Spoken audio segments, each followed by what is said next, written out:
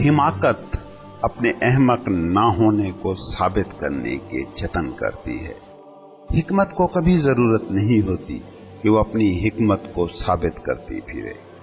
कभी नोट किया है आपने कि अहमक आदमी सारा दिन इसी कोशिश में रहता है कि किसी तरह खुद को साबित कर दे कि वो अहमक नहीं है, और इसी कोशिश में ही उस बीमारी की सारी एनर्जी है। जिस दिन वो शख्स अपनी हिमाकत को कबूल कर लेगा, उसी दिन से वो हिकमत के रास्ते पर चल पड़ेगा। इसको यूं समझो कि कोई शख्स बीमार है और वो ये साबित करता फिर रहा है कि वो बीमार नहीं है, तो क्या इससे उसकी बीमारी ठीक हो सकती है? हाँ, जिस लम्हे वो बीमारी का होना कबूल कर लेगा, सेहत की तरफ उसका सफर शुरू हो जाएगा। अब वो इलाज की फिक्र करेगा। तुम डॉक्टर के सामने बैठे हो और उसे कहते रहो कि तुम बीमार हो ही नहीं, तो वो तुम्हारा इलाज क्या करेगा? आज के इंसान को गौर से देखो, ये बीमारी को कबूल ही नहीं कर रहा। यही इंसान था, छोटा बच्चा था तो समझता था कि बड़ा हो जाऊंगा तो सुख मिलेगा। गरीब था तो सोचा था कि दौलत मिल गई तो सारे दुख दर्द दूर हो जाएंगे। बेरोजगार था तो सारे गमों का इलाज एक अदद नौकरी थी। कुंवारा था तो सारी खुशियां शादी से जुड़ी थी। बे औलाद था तो सारा सुख औलाद पर मुनहसर था। अब वही इंसान है, छोटे से बड़ा हो गया है। क्या उसके दुख दर्द मिट गए हैं? गरीब अमीर हो गया, क्या मसले खत्म हो गए? बेरोजगार बरसरे रोजगार हो गया, क्या जिंदगी सुख का बहता दरिया हो गई? कुंवारा शादीशुदा हो गया, क्या सारे सुख मिल गए? बे औलाद औलाद वाला हो गया, क्या परेशानियां मिट गईं? हिमाकत इसी का नाम है। सवाल नहीं बदले, सवाल बिल्कुल सेम है। बच्चा खिलौना मांगता था और इसी में इत्मीनान देखता था। अब वही बच्चा फैक्ट्री मांग रहा है, मगर ये सवाल नहीं उठा पा रहा कि ये मांगने का सिलसिला ही तो कहीं हिमाकत नहीं है। ये चीजों से भरने की कोशिश ही तो कहीं कोशिश बेकार नहीं है। हिकमत के रास्ते का पहला संगे मील है अंडरस्टैंडिंग। ये समझना कि जिंदगी कैसे काम करती है। ये फहम वो बुनियाद है जिस पर जिंदगी की इमारत खड़ी होती है। ये सेंस पैदा हो जाए तो यही सारी चीजें ही खुशी देना शुरू कर देंगी। किसी भी बीमारी के इलाज का पहला स्टेप है बीमारी को बतौर बीमारी जान लेना। अना बहुत ही फरेबी नोयत का मेंटल स्ट्रक्चर है। अना के लिए खुद को अहमक मानना, खुद को बीमार मानना उसकी मौत है।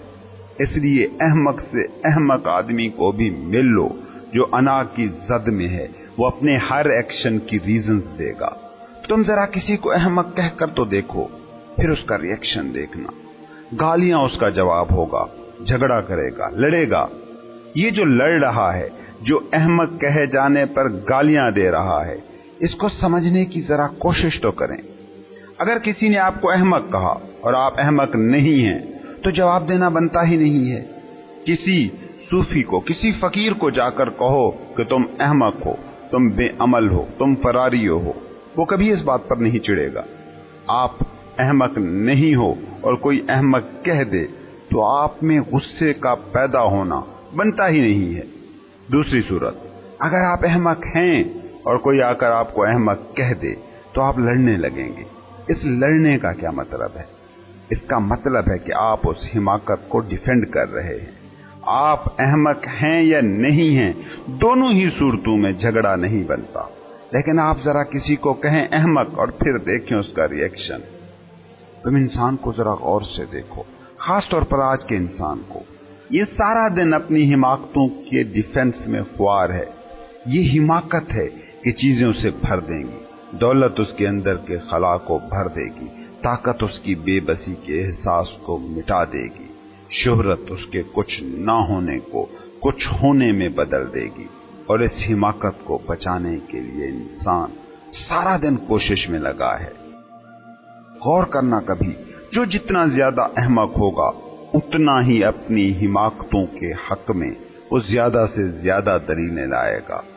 अहमक ये कह सकता है कि खुदा नहीं है और इसकी दलीलें भी ला सकता है।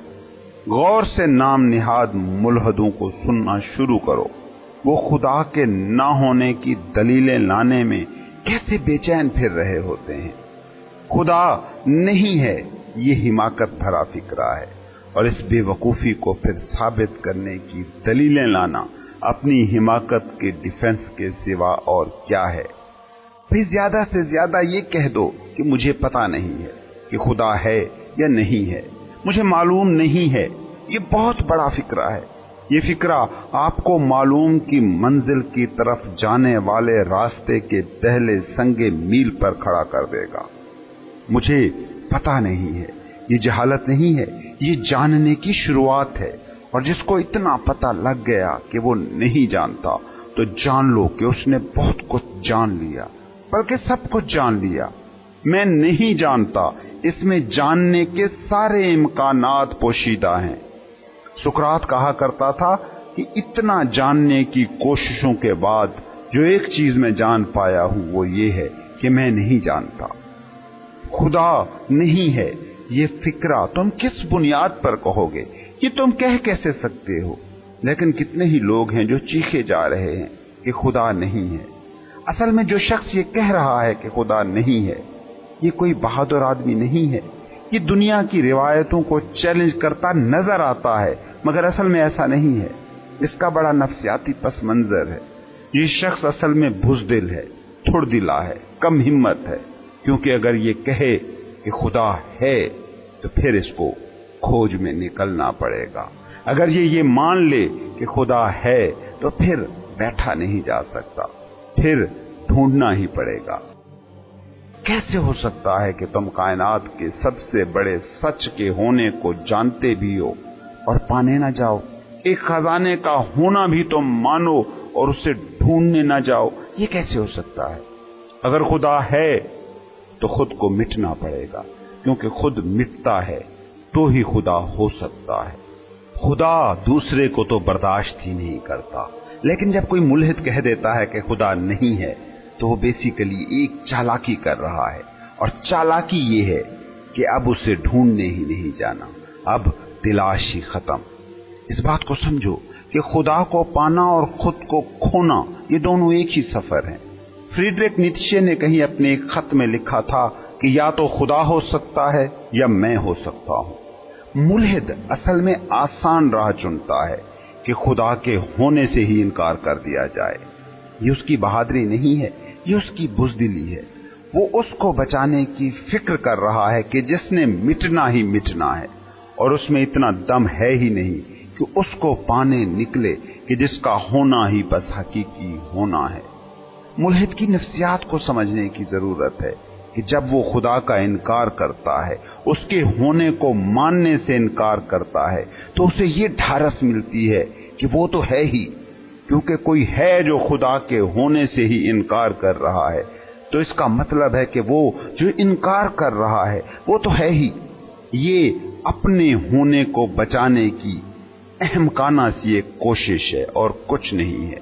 और मुल्हिद पूरी तारीख में हमेशा ये हिमाकत करते आए हैं। जो समझदार होता है वो रिवायती मजहबियों की तरह उस खुदा के होने का ऐलान भी नहीं करता कि खुदा है। न जिसको कभी खुदा की खुशबू मिली, न उसकी जिंदगी के तजर्बे में खुदा की कोई झलक है, मगर वो घर मुआशरे से सधाया गया है, वो ट्रेंड है, वो बस मान ही लेता है, मगर इस मानने में कोई जान नहीं होती। ये बस अंधा अकीदा है। ये हिमाकत का एक सिरा है। ये वो शख्स है कि जिसमें संजीदा सवाल उठाने की सिरे से कोई सलाहियत ही नहीं है। उसकी जिंदगी चीख चीख कर खुदा के ना होने का इनकार करती रहती है, मगर वो जबान से इकरार करता रहता है। दूसरी हिमाकत करता है मुल्हिद। वो कहता है कि खुदा है ही नहीं, जो है ही नहीं उसे ढूंढने क्या जाना। तीसरा और समझदारी का रास्ता है मैं नहीं जानता। जो इस रास्ते पर चलता है वो अगर हिम्मतवर है तो खुदा को पा जाता है, और वो अगर कम हिम्मत है तो या इनकार कर देता है या बस अंधाधुंध मान ही लेता है, मतलब वापस उन्हीं दो ग्रुपों में शामिल हो जाता है। फ्रीडरिक नीत्शे ने ही एक जगह लिखा था कि एक मियान में दो तलवारें نہیں ہو سکتی۔ اگر خدا ہے تو میں مٹا، اور چاہے نیتشے کا اسلوب جیسا بھی تند ہو، مگر حقیقت یہی ہے کہ تم جب تک مٹو نہ خدا ہو نہیں سکتا۔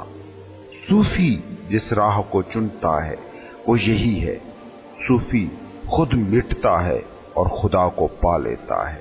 اسی لیے سارے صوفی ایک ہی بات کہتے ہیں کہ لا موجود الا اللہ، اس کے سوا کوئی اور ہے ہی نہیں۔ وہ بھی نہیں ہے کہ جو کہہ رہا ہے لا موجود الا اللہ۔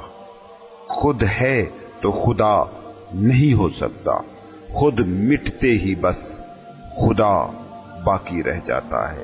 اس لیے اس بات کو سمجھو کہ فقیر کا راستہ خود کو پانے کا نہیں ہوتا، اس کا راستہ خود کو مٹانے کا راستہ ہوتا ہے۔ وہی راستہ جو اس کائنات کا ازلی و ابدی راستہ ہے۔ دیکھتے نہیں ہو کہ جو بھی ہے وہ سب مٹنے کی ہی راہ پر چل رہا ہے۔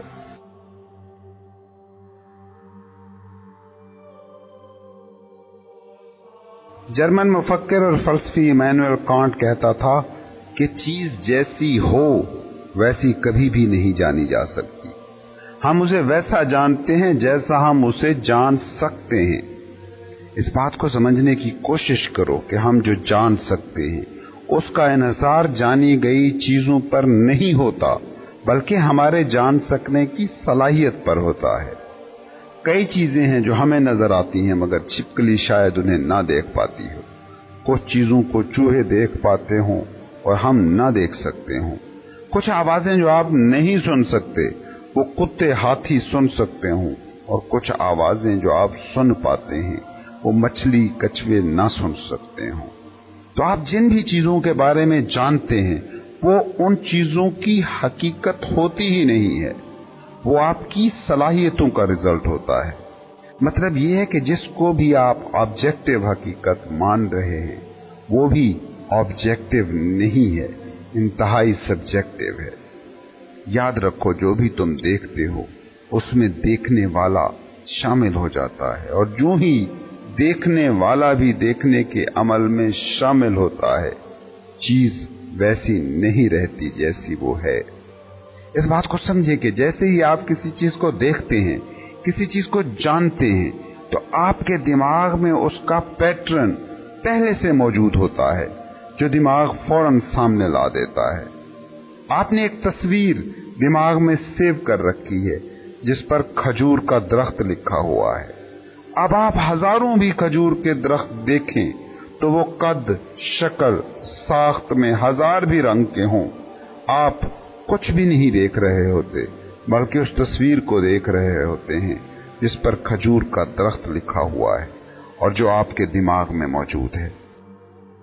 اور دماغ چیزوں کو جو لیبل دیتا ہے اس کی نیچر ڈوئل ہے، اس میں سنویت ہوتی ہے، اس میں دوسرا ہمیشہ موجود ہوتا ہے۔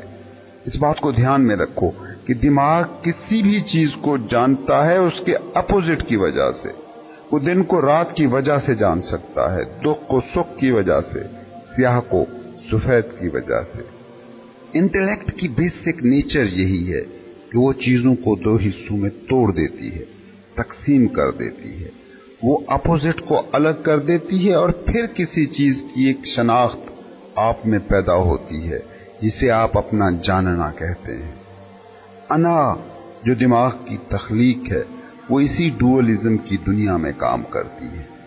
میں کہتا ہوں کہ میں غصہ نہیں کرتا، صرف معاف کرتا ہوں، لیکن کبھی آپ سوچتے ہیں کہ بغیر غصے کے معافی ہو کیسے سکتی ہے؟ اگر آپ غصہ ہی نہیں ہوئے تو معاف کرنا کوئی چیز ہی نہیں رہ جاتی۔ معاف کرنے کے لیے پہلے غصہ کرنا ناگزیر ہے۔ معافی غصے کا ہی سایہ ہے۔ انسان کا مسئلہ یہ ہے کہ وہ اپوزٹ پیدا کرتا ہے اور چیز کو سمجھتا ہے، وہ یہ جان ہی نہیں پاتا کہ وہ جس اپوزٹ کو نکال رہا ہے اصل میں وہ اسے سمجھنے میں، اسے جاننے میں شامل ہے۔ جب آپ کسی کو کہتے ہو کہ وہ بڑا معاف کرنے والا ہے تو آپ اصل میں یہ کہنا چاہ رہے ہو کہ وہ معاف کرنے والا ہے، لیکن آپ ناگزیر طور پر اسے یہ بھی کہہ رہے ہو کہ وہ بہت غصیلا ہے۔ क्योंकि अगर वो गुस्सा ही नहीं करता तो फिर माफ करना कैसा। इंटेलेक्ट ऐसे ही चीजों को तोड़कर समझती है, वो दो मुतजादात में मौजूद वननेस को नहीं देख सकती। दिमाग मौत को समझता है जिंदगी के अपोजिट, दुख को जानता है सुख के मुतसादम, जबकि जो नेचर की जबान है उसमें तकसीम है ही नहीं। इस कायनात की सारी स्कीम में दिमाग ने चीजों को बांट कर समझने की कोशिश की है, लेकिन अगर आप माइंड से मावरा होकर देख सकें तो ये तकसीम सिरे से मौजूद ही नहीं है। हकीकत सिर्फ एक है। अकल सरहदें उठाती है, लेकिन अकल की सारी सरहदें बस तसव्वुर हैं, आइडियाज हैं। हकीकत से इनका कोई लेना देना नहीं है। आपका दिमाग इस दुनिया को बड़े आज़मों में बांट सकता है, मुल्कों, शहरों, गलियों, महलों, दरियाओं, पहाड़ों, सहराओं में तकसीम कर सकता है, लेकिन सवाल ये है कि ये तकसीम कितनी कोई सॉलिड है। आप 1 करोड़ मील दूर से जमीन को देखकर कैसे कहेंगे कि ये बड़े आज़म हैं, ये मुल्क हैं, ये शहर हैं, ये पहाड़ हैं। चांद को देखकर कभी आप बड़े आज़मों का जिक्र नहीं करते, सितारों को सितारा कह देते हैं, कभी सहराओं पहाड़ों में बांटने का ख्याल आपको नहीं आता। ये आपकी इंटेलेक्चुअल मजबूरी है चीजों को बांटना, मगर आप में कोई एक मकाम है जो माइंड से मावरा उस वननेस से, उस वहदत से जुड़ा है। आप जो सांस लेते हैं, कभी उस सांस के धागे को गौर से देखा है? अभी अफ्रीका के जंगलों में मौजूद किसी दरख्त की खारिज करदा ऑक्सीजन गैस है जो आपने इनहेल की है। अभी जो कार्बन डाइऑक्साइड गैस आपने एक्सहेल की है वो अमेरिका में मौजूद किसी दरख्त ने इनहेल की होगी। ये सांस का धागा पूरी कायनात को जोड़कर खड़ा है। वो जो खला है जिसमें carbon dioxide gas, oxygen gas मौजूद है, जो हवास की जद से बाहर है, वो एक कुल है। इसको यूं देखें कि आप इस कमरे में बैठे हैं, आपने कमरे की दीवारें खड़ी करके बाहरी खला से इस खला को तोड़ दिया है जो खला कमरे की दीवारों के अंदर मौजूद है। लेकिन आप सोचिए कि क्या आपने वाकई खला को तकसीम कर लिया है? आप नहीं कर सकते। आज ये कमरा गिर जाए तो खला वही का वही वैसा ही नाकाबिले तकसीम मौजूद है। दीवार उस खला को काट नहीं सकती, क्योंकि दीवार को भी उसी खला में ही होना पड़ता है। दीवार के जर्रे जर्रे में वो खला मौजूद है। आप एक घड़ा कहीं से ले आए, घर पहुंचे वो घड़ा टूट गया, तो क्या कहेंगे कि ये जिस जगह घड़ा टूटा है ये खला वही का है जहां से आप घड़ा उठा कर लाए थे? नहीं, वो खला वही का है, वो नाकाबिले तकसीम है, वो टूटने वाला है ही नहीं। तो इस बात को समझो कि जो बाहर का खला और कमरे के अंदर का खला है वो दो नहीं है, वो एक ही है। अब इसी कमरे की मिसाल को अपने जिस्म पर लागू करें। आपके जिस्म की ये बाउंड्री अगर ढह जाए, जैसा कि ढह जाती है मौत के वक्त, तो वो बाउंड्री जिसने इस खला को घेर रखा था, जिसे आप कहते थे, वो खत्म होने से क्या वो खला मिट जाता है जो इस जिस्म की दीवार से तकसीम नजर आता था? नहीं, वो वैसा ही रहता है। तुम इस खला को तकसीम नहीं कर सकते। ये वननेस, ये वहदत, ये एकता, ये कुल ही असल है। दिमाग की तकसीम की दुनिया बस काम चलाऊ है, एक आर्जी इंतजाम है जो एक मादी ढांचे के तौर पर आप 60-70 साल के लिए चलाते रहते हैं। मौत के वक्त बस इतना होता है कि घड़ा टूट जाता है, लेकिन घड़े में आखिर क्या टूटता है ये भी कभी सोचा? कुछ भी तो उसमें टूटता नहीं है। वो खला जिसको बंद करने के लिए घड़ा बनाया गया था, वो खला भी वैसा ही मौजूद है, और वो मट्टी जिससे घड़े की दीवारें बनी थी वो भी वैसी की वैसी ही मौजूद है। मौत का खौफ और उसका दुख बस एक गलत फहमी का नतीजा है कि कमरे के अंदर का खला और बाहर का खला अलग अलग है। जिस्म में मौजूद खला मैं हूं और जिस्म से बाहर मौजूद खला दूसरा है। यही दूसरा हमारा सारा दुख है, और ये दूसरा अमलन है ही नहीं, ये बस हमारे दिमाग की इख्तरा है, क्योंकि दिमाग दूसरा क्रिएट किए बिना एक को समझ नहीं सकता। और जो दूसरा क्रिएट किए बिना एक को देख लेता है उसी को कहते हैं सूफी। वो जो परसेप्शन की मिस्टेक को समझ जाता है वो मिस्टिक है। इस दुनिया में दो किस्म के लोग हैं, एक मिस्टिक, एक मिस्टेक। जिंदगी को सतही तौर पर जानने के लिए दिमाग की दुनिया है और जिंदगी की गहराइयों को समझने के लिए दिमाग से मावरा होना जरूरी होता है। इसको यूं समझे कि इंटेलेक्ट झील की लहरों से डील करती है। वो लहरें कि जो अपनी असल में हैं ही नहीं, लहरें बखुद मौजूद ही नहीं होती। लहरें पानी नहीं होती, बस पानी की एक खास फॉर्मेशन की वजह से नजर आती हैं। दिमाग इन्हीं लहरों को समझता है और उनसे मानी लेता है, लेकिन लहरों से नीचे मौजूद जिंदगी की झील को समझना हो तो ये इंटेलेक्ट कुछ काम नहीं देती, क्योंकि इंटेलेक्ट दो की तकसीम में काम करती है और झील की सतह के नीचे कोई दूसरा नहीं है, सिर्फ एक जिंदगी है, एक ही किस्म का पानी है, ऐसा एक जिसका कोई दूसरा नहीं है।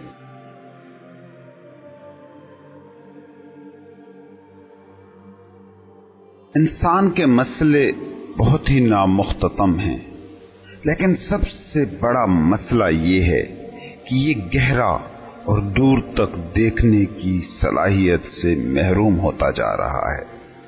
जिंदगी की झील की लहरों पर मौजूद हरकत को देखने वाला है दुनियादार, और झील की लहरों से नीचे मौजूद झील की गहराइयों से रब्त रखने वाला है सूफी। इंसान अपनी सहूलत के लिए कुछ चीजों को हासिल करता है और उनका मालिक बन जाता है, मगर इंसान को पता ही नहीं लगता कि कब वो मिल्कियतों का मालिक होते होते उनका गुलाम बन गया। इंसान किसी को अपने फायदे के लिए इस्तेमाल करता है और उसे पता ही नहीं लगता कि कब ये इस्तेमाल करने वाला इस्तेमाल होने वाला हो गया है। ये मालिक होने की कोशिश में कब गुलाम हो जाता है इसे पता ही नहीं लगता। इसको जरा एक मिसाल से समझने की कोशिश करें, शायद बात समझ आ जाए। एक बहुत बड़ा सेठ, फैक्ट्री का मालिक, एक दिन बड़े खुशगवार मूड में बैठा था। उसका पर्सनल सेक्रेटरी भी साथ ही मौजूद था। उसने सेक्रेटरी को जांचने के लिए उससे एक बड़ा दिलचस्प सवाल पूछा।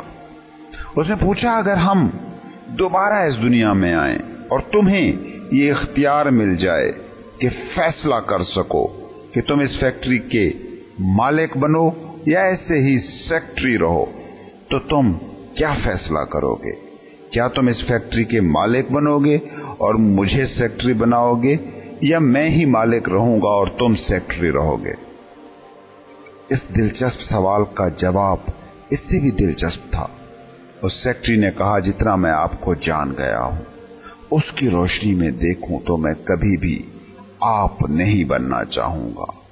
हाँ, मैं आपको इतना जानता ना होता तो ये ख्वाहिश पाल सकता था कि खुदा मुझे भी फैक्ट्री का मालिक बना दे, लेकिन अब ये ख्वाहिश मैं किसी भी सूरत में नहीं करूंगा। सेठ ने कहा, तेरा क्या मतलब? सेक्रेटरी बोला, जो कुछ हो रहा है वो मैं रोज देखता हूं। इस फैक्ट्री में अगर मुझसे पूछा जाए कि सबसे गरीब आदमी कौन है तो मैं कहूंगा कि आप हैं। इस फैक्ट्री के सबसे गरीब आदमी आप हैं।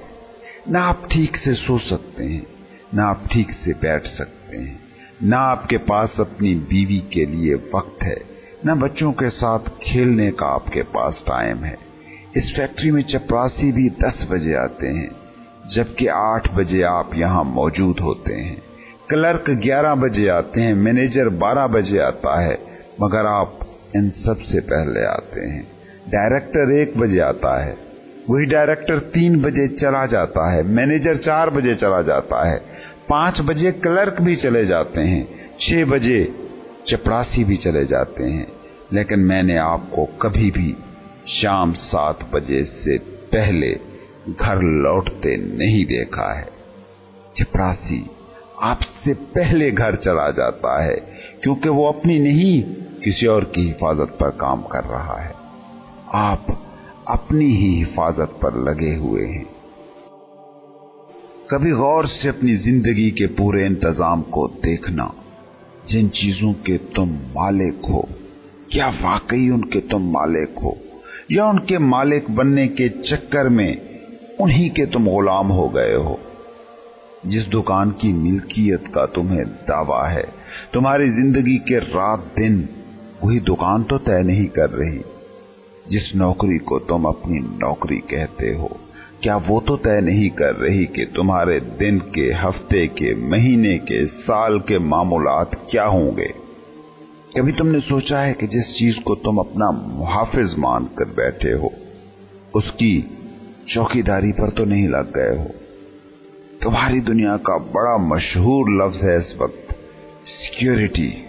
سیکیور جاب ڈھونڈو، سیکیور بزنس کرو، سیکیور رشتے، سیکیور فیملی، سیکیور گھر۔ یہ ساری چیزیں جن کو دستیاب ہیں ان کو کبھی غور سے دیکھنا۔ وہ ان کی وجہ سے سیکیور نہیں ہو سکے ہیں، بلکہ ان کی سیکیورٹی کی ڈیوٹی ہے جو انہیں ملی ہوئی ہے۔ تم غور سے دیکھنا اس المیہ کو۔ تم کب اپنی ملکیتوں کے غلام ہو جاتے ہو تمہیں پتہ ہی نہیں لگتا۔ کیا ستم ہے کہ مالک ہونے کی کوشش میں ہی تم ملکیت کو کھو دیتے ہو اور مملوک بن جاتے ہو۔ آقا بننے کے جتن کیے تھے اور آخر میں غلام بن کر نکل رہے ہوتے ہو۔ اس بات کو سمجھنے کی کوشش کرو کہ اس دنیا میں تم جس بھی چیز، جس بھی شخص کے مالک بننے کی کوشش کرو گے، تم اس کے ہی غلام ہو جاؤ گے۔ مالک بننے کی کوشش کا لازمی نتیجہ ہے غلامی۔ تمہاری دنیا کا جو سیٹ اپ ہے، اناج اس دائرے میں کام کرتی ہے، اس میں غلام ہوئے بنا مالک ہوا ہی نہیں جا سکتا۔ فقیری کا راز بس اتنا ہے، اس دنیا میں وہی سچے مالک بن سکتے ہیں جو کسی بھی چیز کے مالک بننے کی کوئی کوشش ہی نہیں کرتے۔ اور اس بات کو غور سے دیکھو، انسانوں کو چھوڑو، تم چیزوں کے مالک بننے کے پیچھے بھی اگر دوڑے تو چیزیں تمہاری مالک ہو جائیں گی۔ کبھی تم نے غور کیا وہ مکان جس کے مالک ہونے کا تمہیں دعویٰ تھا، وہ مکان اگر تم کو چھوڑنا پڑے تو مکان تمہارے جانے پر نہیں روتا، تم رو رہے ہوتے ہو۔ کون ہے مالک؟ آپ سے ایک موبائل بھی چھین لیا جائے تو موبائل ذرا سا بھی پریشان نہیں ہوگا، آپ پریشان ہوں گے۔ کون ہوا مالک؟ یہ ہے تمہاری اس دنیا کا راز کہ جس میں پوزیشنز پوزیسڈ ہو جاتی ہیں اور تم جس کے مالک بنتے ہو، غور سے دیکھنا، ہمیشہ اس کے غلام ہو جاتے ہو۔ کبھی غور کرتے ہو جس بیوی کے تم مالک بننے کی کوشش کرتے ہو، اس کے آنسو کیسے تمہیں رلاتے ہیں، اس کی محرومیاں کیسے تمہیں ستاتی ہیں؟ کبھی اس بیوی کو دیکھو جو شوہر کی مالک ہو جاتی ہے، وہ 24 گھنٹے اسی فکر میں ہے کہ شوہر اب کیا کر رہا ہے، اب کس کے ساتھ بات کر رہا ہے، اب کہاں پیسے خرچ کر رہا ہے، اب کس کے ساتھ گھوم رہا ہے، آج اس نے کیا کھایا۔ بچوں کے تم مالک بننے کی کوشش کرتے ہو، کبھی غور کرنا، مالک ہو یا غلام ہو، بچے کی بھوک، بچے کی بیماری، بچے کی سکول کی فیس، بچے کے اچھے کپڑے، سب ہی تمہیں اپنی قید میں جکڑے رکھتے ہیں۔ تمہاری ساری ملکیتیں تمہاری غلامی ہیں، تمہاری ساری کامیابیاں اس سینس میں تمہاری ناکامیاں بن جاتی ہیں۔ تمہاری کامیابی تمہاری جیل بن جائے تو کاہے کی کامیابی؟ تم نے ایک نوکری کو پانے کی کوشش کی، اس نوکری کو پا لیا، اب یہ نوکری تمہاری زندگی کا سارا ٹائم ٹیبل سیٹ کرتی ہے۔ یہ ہے اپنے ہاتھوں اپنی جیل بنانا۔ انازدہ انسان کے جینے کا ڈھنگ ہو بہو ریشم کے کیڑے کی زندگی جیسا ہوتا ہے۔ ریشم اپنے ہی بنے ہوئے دھاگے میں آخر میں دم گھٹنے سے مر جاتا ہے۔ تم کبھی غور کرنا اپنی خواہشوں پر، یہ خواہشیں جو تم پالتے جاتے ہو یہ وہی ریشم کے دھاگے ہیں جن میں تم دم گھٹنے سے مر جاتے ہو۔ تم کسی وقت خاموشی سے بیٹھ کر سوچنا کہ تمہاری زندگی کے جتنے بھی مسئلے ہیں وہ تمہارے اپنے ہی طلب کردہ ہیں، وہ تمہارے ہی حاصل کردہ ہیں، وہ وہی چیزیں ہیں جن کے پیچھے کبھی تم دیوانوں کی طرح بھاگے تھے۔ تم بچپن سے بڑھاپے تک کیا کرتے ہو؟ پہلے اپنی جیل کو بناتے جاتے ہو اور آخر میں وہ جیل سکڑنا شروع ہو جاتی ہے۔ تم فیکٹری کے مالک بنتے ہو، فیملی کے مالک بنتے ہو، بچوں کی ملکیت کا دعویٰ کرتے ہو، اپنی جیل کو پھیلاتے جاتے ہو اور پھر جب یہ جیل سکڑنا شروع ہوتی ہے تو دکھی ہوتے ہو۔ ارد گرد دیکھو تو صحیح، شاذ ہی کوئی بوڑھا ملتا ہے جو خوش ہو، جو بلسفل ہو، جو جوائفل ہو۔ حالانکہ زندگی کے کھیل کے پرانے کھلاڑی کو اس کھیل کا ماہر ہونا چاہیے، مگر ایسا ہوتا کیوں نہیں؟ اس کی ایک ہی وجہ ہے، زندگی کو گہری سطح پر دیکھنے کی بجائے اس کے سطحی اظہاریوں سے چمٹ جانا۔ فقیر بھی سارے رشتے ناتے جیتا ہے، سارے غم روزگار پالتا ہے، چیزیں بھی خریدتا ہوگا، مگر وہ ان کا مالک ہونے کا خپت نہیں خریدتا، کیونکہ مالک ہونے کا خپت ہی غلام ہونے کا نسخہ ہے۔ تم زندگی کو جی سکتے ہو، رشتوں کو جی سکتے ہو، چیزوں کو کما سکتے ہو، نوکریوں کو کر سکتے ہو، سب کچھ کرنا بجا ہے، ضروری ہے، مگر جب تم ان سے ہی جڑ گئے، انہی کو ہی اپنی شناخت بنا لیا تو جان لیجئے گا تم غلام ہو گئے۔ مالک بننے سے بچ جاؤ، غلام ہونے سے بچ جاؤ گے۔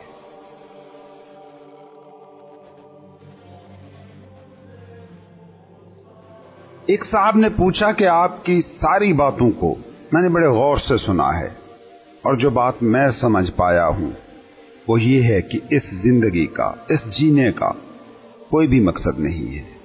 کیا میں ٹھیک سمجھا ہوں؟ اب اس سوال کا کیا جواب ہو سکتا ہے؟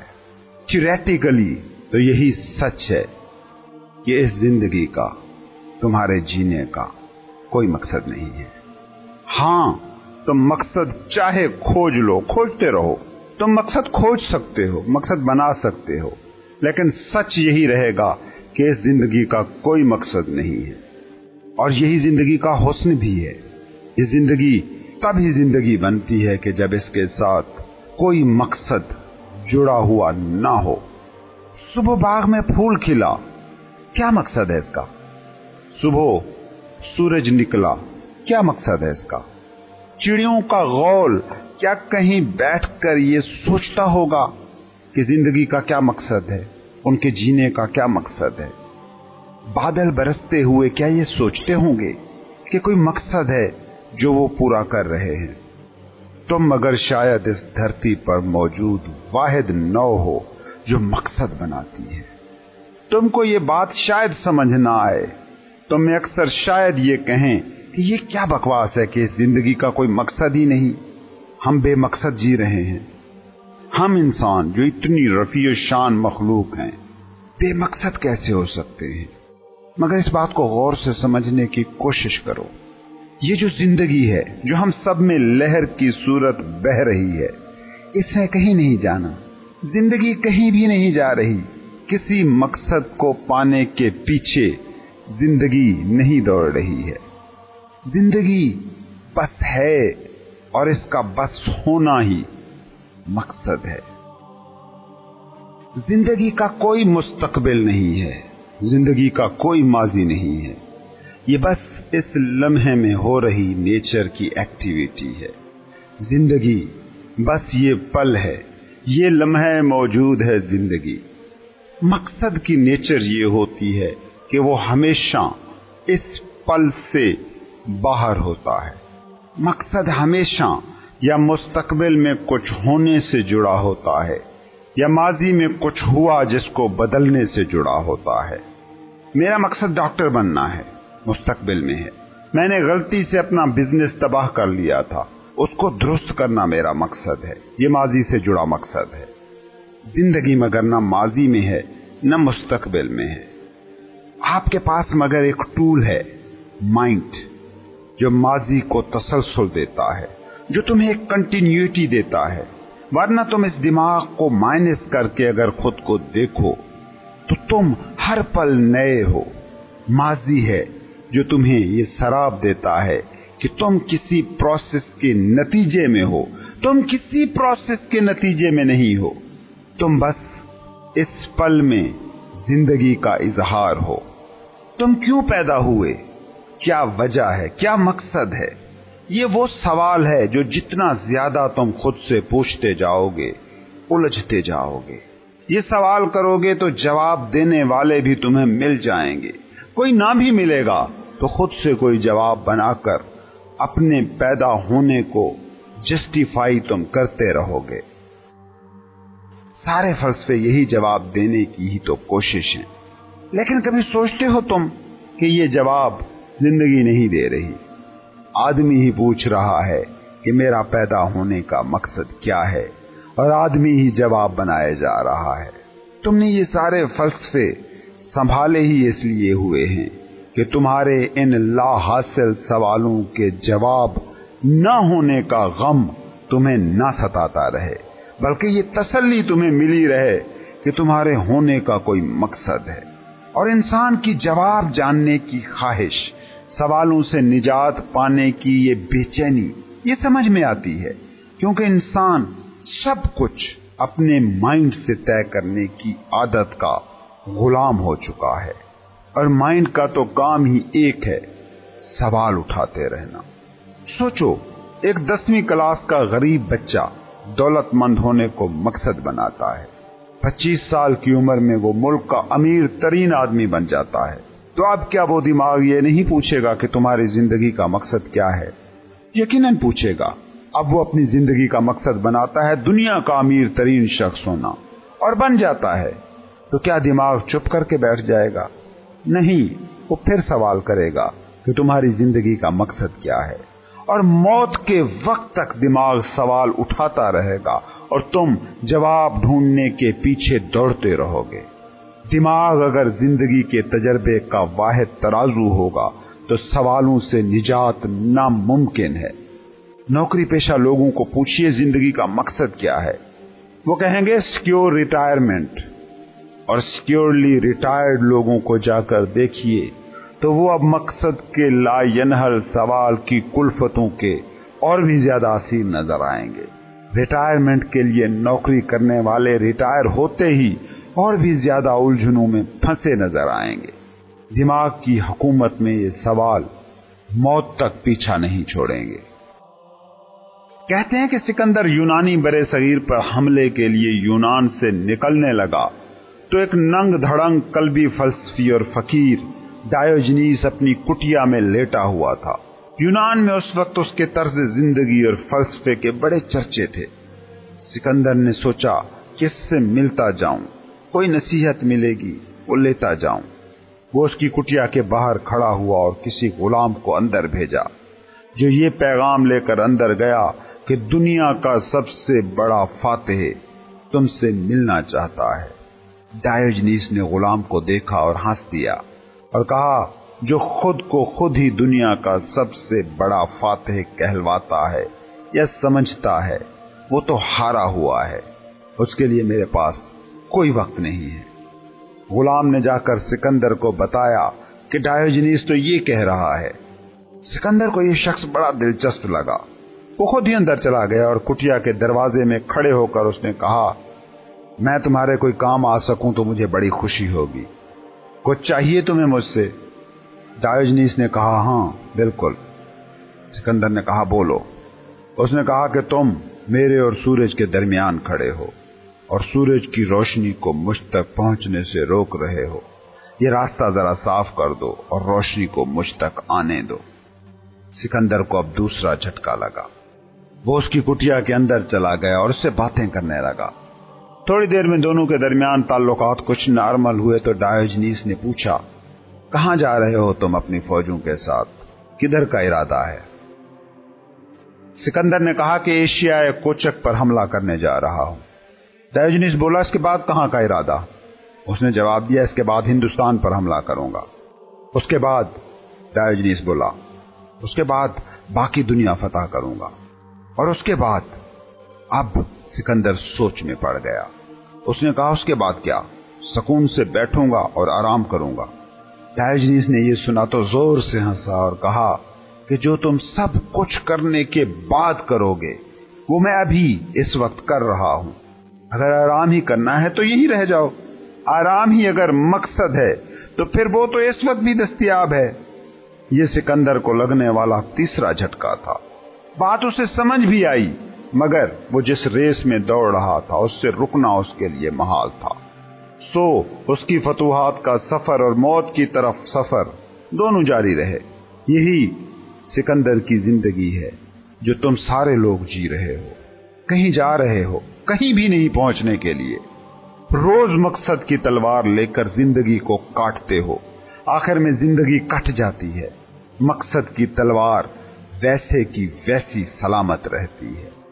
कभी पूछो ना खुद से, जो भी मकसद तुम लेकर चल रहे हो, जिस भी मंजिल को कह रहे हो कि ये मेरी जिंदगी का मकसद है, तो क्या उस मंजिल पर यह सवाल नहीं उठता कि वो मंजिल किस लिए?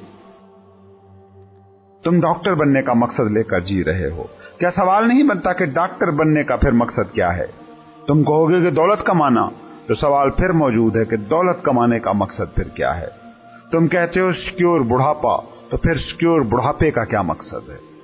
तुम सवालों के एक ऐसे सिलसिले से जुड़े हो जिसके हर जवाब पर 10-10 और सवाल खड़े हो जाते हैं। जिंदगी को सवाल बनाओगे तो याद रखना, जिंदगी अगर सवाल है तो ये ला यनहल सवाल है। ऐसा सवाल जिसका कोई जवाब नहीं है, क्योंकि तुम्हारे हर जवाब के नतीजे में सवालों का एक और सिलसिला खड़ा हो जाएगा। जवाब तुम्हें कभी नहीं मिलेगा।